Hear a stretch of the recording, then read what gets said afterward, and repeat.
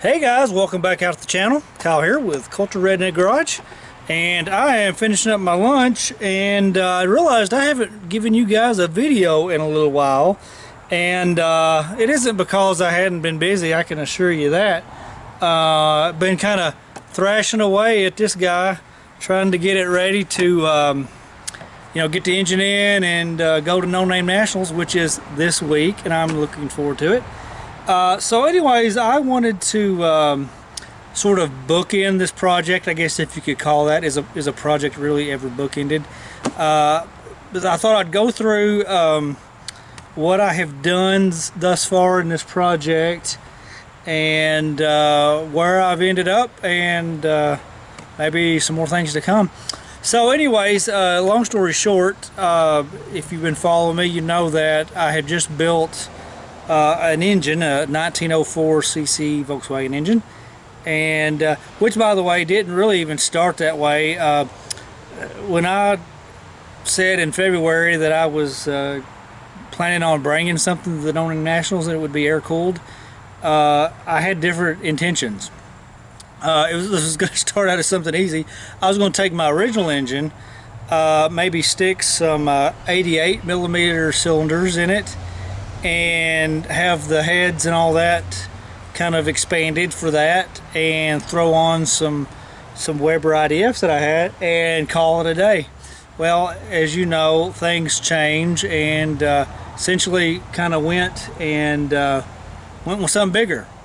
I decided, well, if I'm going to have the heads bored, why not just use another case that we've got? So we thought, well, okay, well, if we're going to use that case, we'll enlarge it, and if we're going to enlarge it, let's get a stroker crank. Why not? They cost the exact same as a stock 69 stroke. So in the end, we settled on a 1904 cc engine, which is a 90.5 cylinder at a 74 stroke, and I find it to be a fantastic size.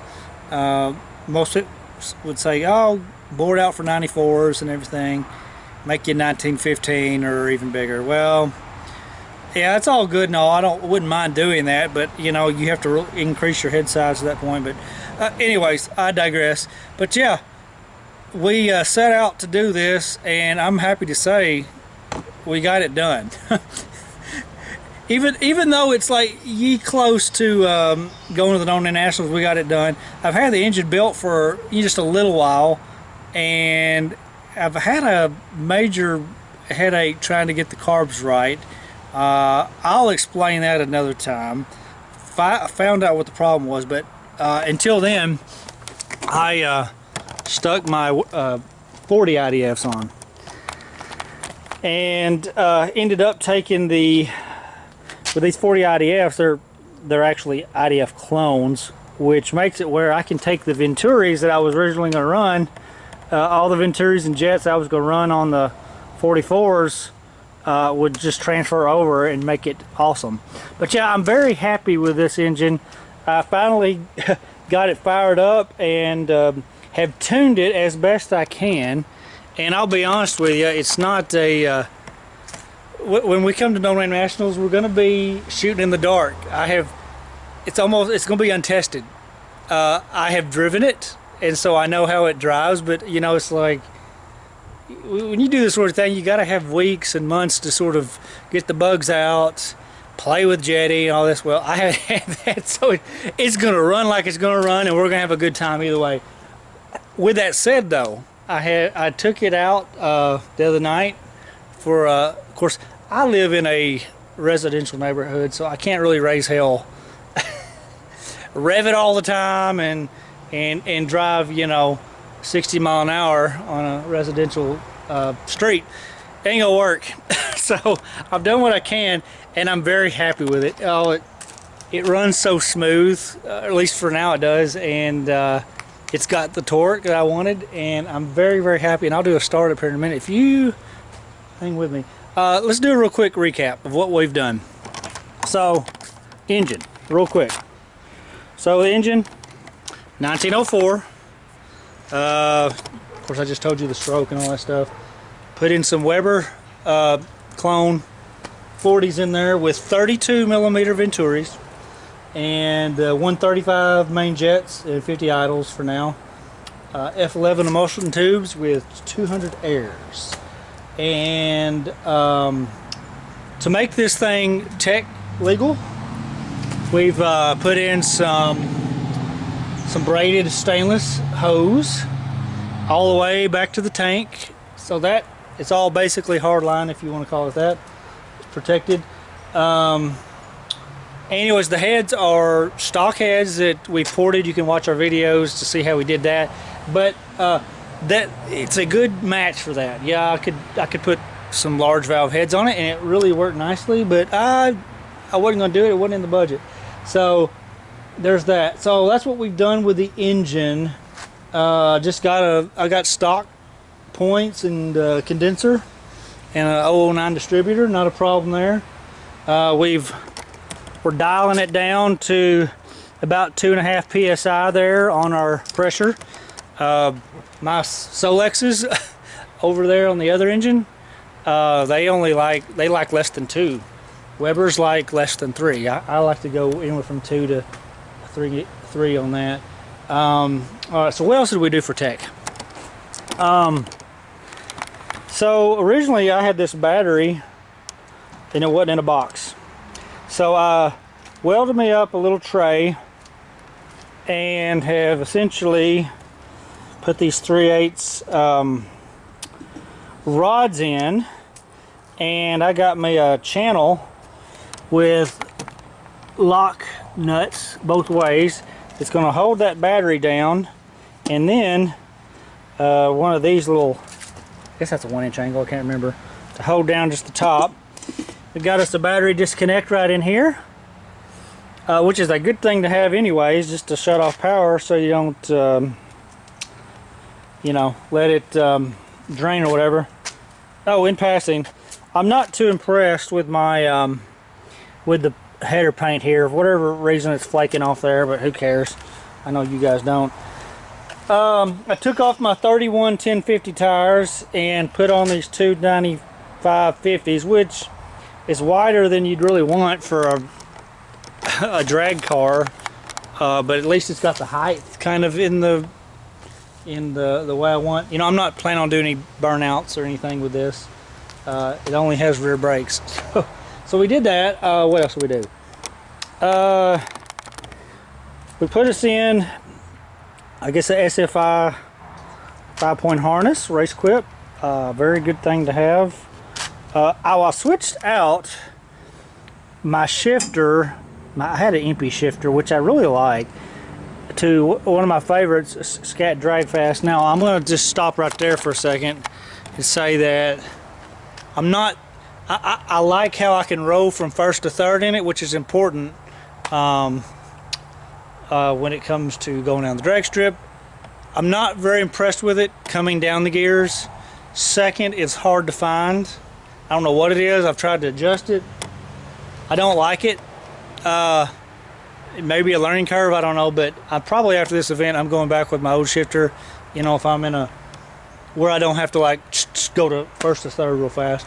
But anyways, there's that. I did switch out, in the off-road community, people do have nylon lines occasionally, and I switched that out for, I already had metal on the brakes, I think, but I switched out the clutch for hard lines. No big deal there.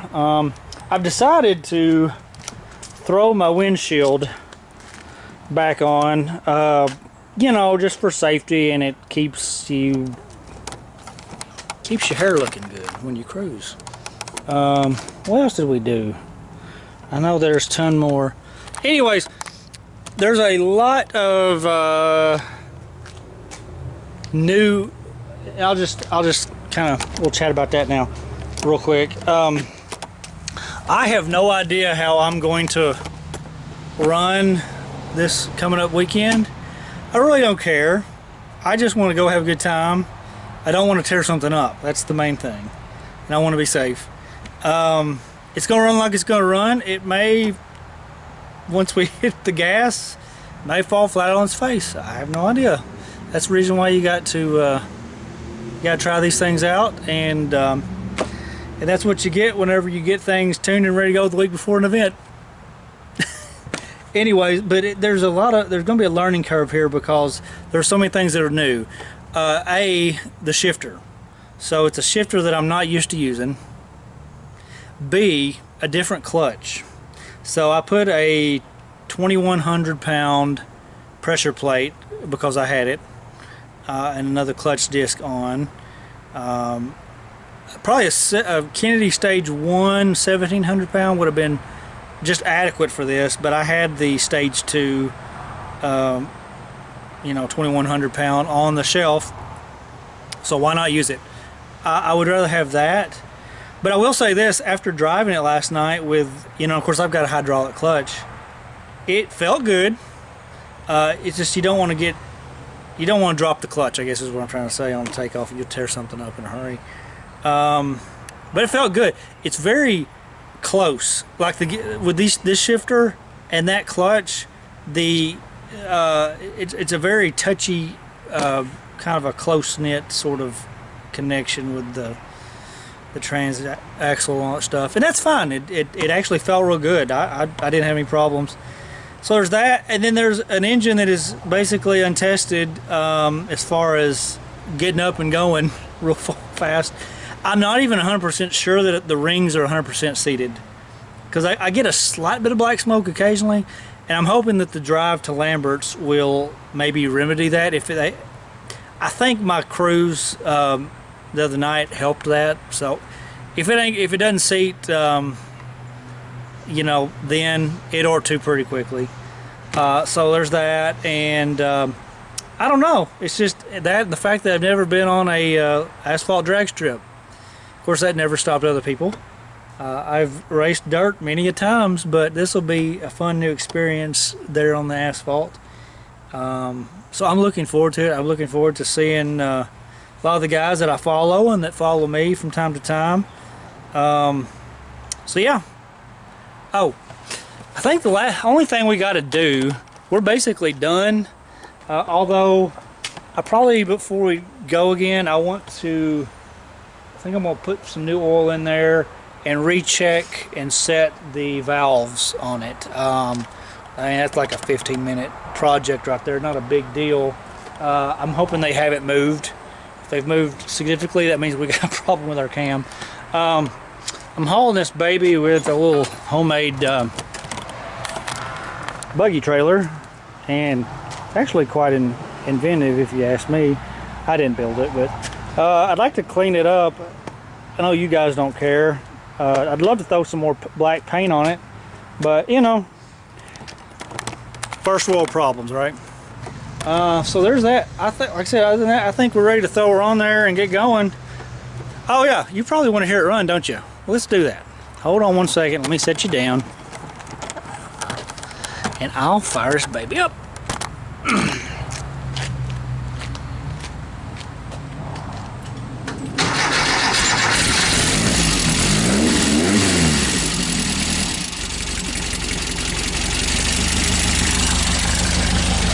Yes, sir. She may be slightly rich. I tried to adjust my, you know, accelerator pump. It's as good as I can get it for now. It's just going to take time. But as you can tell, she purrs really good. Very nice, crisp, idle.